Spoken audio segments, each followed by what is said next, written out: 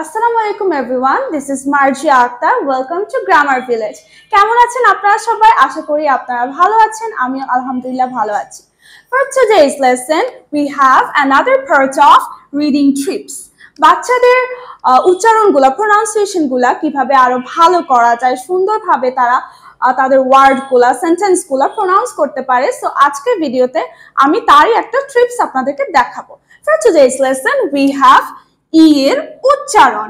আজকে আমি আপনাদেরকে দেখাবো ই এর কি কি উচ্চারণ হয়। ই যেহেতু ভাওয়েল, ই এর অনেক রকমের উচ্চারণ হতে পারে। সো ই সাউন্ডস এ, ই সাউন্ডস ই, ই সাউন্ডস ই, ই সাউন্ডস আ। আমি আবার আপনাদেরকে বলছি ই এর কি কি উচ্চারণ আজকে আমি আপনাদেরকে দেখাবো। ই সাউন্ডস এ, ই সাউন্ডস ই, ই সাউন্ডস ই, ই সাউন্ডস আ। So let's move on to our example.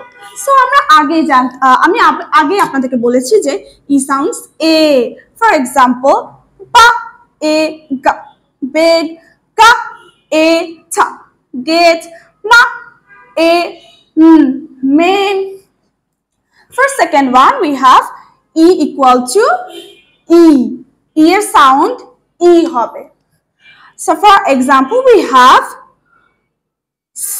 ha, E, she, wa, E, we, ba, ই, খা, ও, মা, ই। এখানে ইটা সাইলেন্ট হবে। কোনো ওয়ার্ডের শেষে যদি ই থাকে এটা বেশিরভাগ সাইলেন্ট হয়, এটা আমরা উচ্চারণ করব না।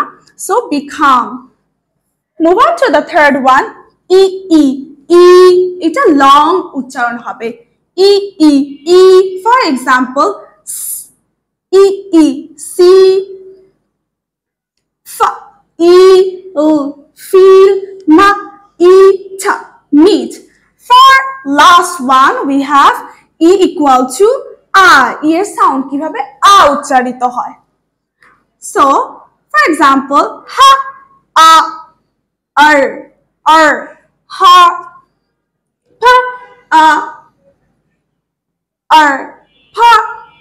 For last one, we have certain. So you guys will pronounce this.